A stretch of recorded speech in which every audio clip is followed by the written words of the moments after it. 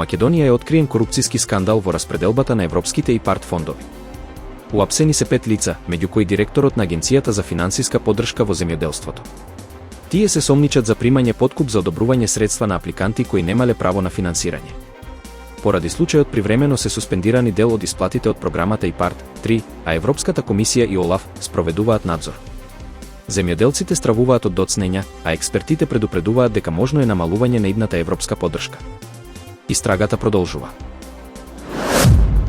Податоците од Подгорица покажуваат значајно зголемување на разводите. Оваа година околу 30% од склучените бракови завршиле со развод, а минатата година речиси половина. Професорот Раде Шаровик објаснува дека современиот поглед на бракот, финансиската несигурност и нестабилниот пазар на труд влијаат врз стабилноста на семејствата. Бракот повеќе не се гледа како економска или социјална заедница, туку како личен проект, што го прави почувствителен на стрес. Дополнително, дигитализацијата и промените во родовите улоги влијаат на очекувањата меѓу партнерите, што често доведува до конфликти и разделби. Хрватскиот премиер Андреј Пленковиќ остро ги отфрли тврдењата на унгарските власти дека јадранскиот нафтовод не може да ја замени руската нафта. Тој изјави дека ЈАНАФ има доволен капацитет да ги снабди рафинериите во Унгарија и Словачка и обвини дека Будимпешта и компанијата МОЛ создаваат лажна слика. Пленковиќ додаде дека е изненаден што оваа нарација ја поддржале и САД, кои дозволија на Унгарија одложување на санкциите за увоз на руска нафта. Тој посочи и на двојни стандарди, истакнувајќи дека Србија не добива такви исклучоци. Европската комисија започна процес на формирање нова разузнавачка единица под водство на претседателката Урсула фон дер Лајен.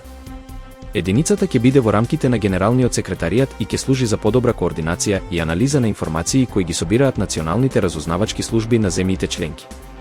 Според Financial Times, целта е поефикасна размена и користење на разузнавачки податоци за заеднички европски интереси.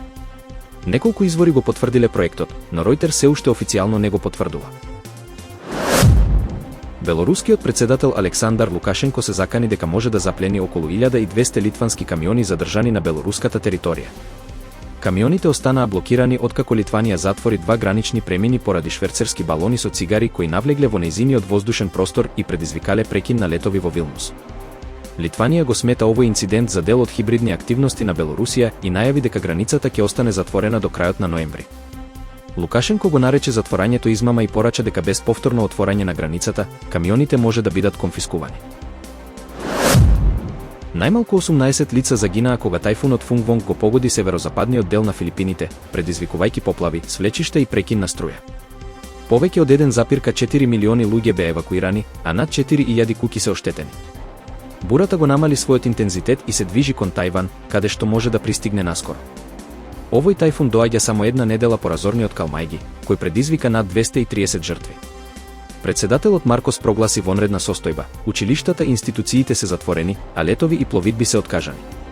Филипините редовно се соочуваат со силни бури и природни катастрофи. Силна експлозија на автомобил бомба во прометна област близу Црвената тврдина во Њу Делхи усмрти најмалку 10 лица и повреди десетици. Областа веднаш беше блокирана, а безбедноста ширум Индија зајакната. Сцените покажаа уништени возила и хаос на улиците. Причината се уште се истражува, но полицијата го води случајот под антитерористички закон. Над 30 лица се во тешка состојба. Властите најавија дека одговорните ќе бидат пронајдени и изведени пред правда.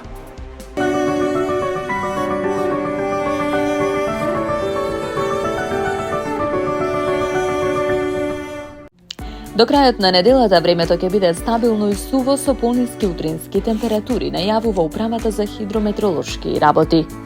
Денес ќе биде променливо облачно, предпладне со повремен локален дожд, ќе дува слаб до умерен наместа дожд по Вардаријадо, повремено засилен ветер од северен правец. Минималната температура ќе изнесува 4 степени, а максималната 16. Во Скопје претежно облачно време со повремени врнежи од дожд и слаб до умерен ветер од северен правец. Температурата ќе се движи од 9 до 16 степени Целзиусови.